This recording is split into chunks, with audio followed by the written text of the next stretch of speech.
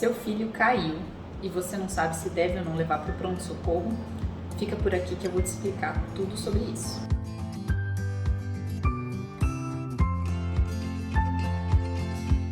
Olá! Então eu tô aqui hoje para falar com vocês um pouquinho sobre traumatismo craniano na criança. Provavelmente vocês já passaram ou alguém da família já passou por essa situação de ter uma criança que teve uma queda e de não saber se deve ou não levar para o hospital. Então eu vou explicar aqui para vocês quais são os sinais de alarme e quando você deve ou não levar sua criança para o hospital. Crianças abaixo de 2 anos, elas tendem a ter um reflexo prejudicado. A não ser em casos em que o trauma foi muito banal, vocês devem sim levar para o hospital. Crianças acima de 2 anos que já conseguem se comunicar melhor, existem alguns sinais de alarme que a gente vai pontuar e que são como se fosse uma bandeira vermelha para a gente.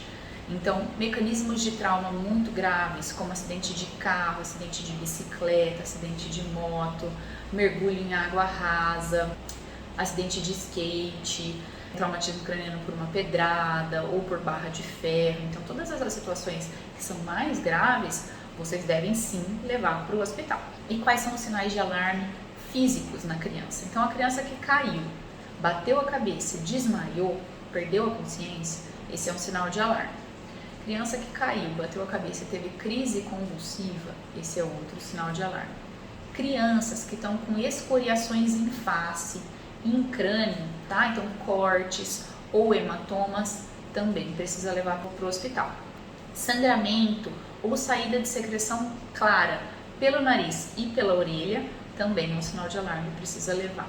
Dor de cabeça que não passa com medicação, precisa levar. Náuseas, vômitos, alteração do nível de consciência, alteração de força, dificuldade de andar, tudo isso daí é sinal de alarme. Então, tudo que fuja do normal da sua criança, você precisa levar. E uma condição um pouquinho mais rara são crianças que já têm alguma doença, como por exemplo a hemofilia, que são doenças em que o sangue ele é mais difícil de coagular. Então, nesses casos, um trauma, que às vezes não é um trauma tão grave, já pode gerar um sangramento. Então, é importante vocês levarem sim sua criança para o pronto-socorro. Chegando lá no pronto-socorro, o médico ou o profissional de saúde que vai fazer o atendimento primário, ele vai classificar a sua criança numa escala, em geral é utilizada a escala de coma de Glasgow, em que a gente vai avaliar a resposta ocular da sua criança, a verbal, a resposta verbal e a resposta motora, tá? Então vai ser feito um exame físico neurológico dessa criança. E a depender dos achados, a sua criança vai ou não ter indicado a tomografia de crânio. Basicamente, sua criança só não vai ter indicado a tomografia de crânio se ela tirar a nota 10 nessa pontuação, que na verdade é a nossa nota 15. Então, se ela teve qualquer alteração, vai estar indicada a tomografia de crânio. Lembrando que em traumatismos mais graves, como por exemplo o acidente de carro, pode ser indicado também fazer tomografia de coluna, a depender da gravidade do acidente e da sintomática da criança. A partir daí, a criança vai ser avaliada por um neurocirurgião, em especial, e se possível, um neurocirurgião pediátrico que está mais acostumado com esses tipos de lesões em crianças que têm algumas particularidades em relação com as lesões de adulto. E agora vocês já sabem quando que vocês devem levar ao pronto-socorro. Agora o mais importante de tudo é como evitar esses traumas. Em casa é importante utilização de tela de proteção ensacada, um protetor de quina nas bordas, nas extremidades, grade de proteção em escada, tapete com proteção antiderrapante, lembrando também de não utilizar o andador, tá? Alguns pais ainda têm essa vontade de usar o andador, já está totalmente contraindicado e está muito associado com queda da criança, além de atrapalhar o desenvolvimento motor da criança. No carro. Então, no carro é indicado o bebê conforto até 1 ano, a cadeira especial até os 4 anos, o assento de elevação até os 6 anos, e crianças só acima de 10 anos vão poder ficar no banco da frente. Sempre, sempre, sem exceção, o uso de cinto de segurança. Aqui eu vou fazer um relato. Aqui no meu estado é muito comum os pais às vezes colocarem 6 crianças no banco de trás e pegar a estrada, e às vezes acontece um acidente, essas crianças estão todas sem cinto. Então toda vez que a gente recebe no hospital um acidente importante, né, com crianças, então com menores, em situações de negligência, a gente precisa notificar a assistente social. Então, crianças que não querem usar o cinto de segurança, os pais também podem ser notificados em acidentes. Então, não tem conversa. Criança Isso não é discutível, tem que usar cinto de segurança sim.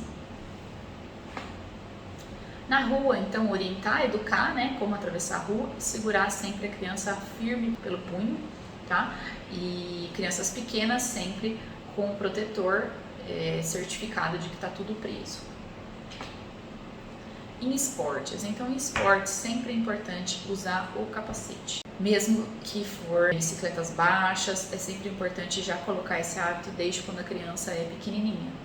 Só também para elucidar aqui por que eu sou tão rígida com essas questões de proteção, porque a gente vê muitos casos que evoluem mal. Então eu já tive uma criança, nunca me esqueço, uma criança de 16 anos que chegou para mim já em morte cerebral porque tinha caído do skate, caído para trás do skate.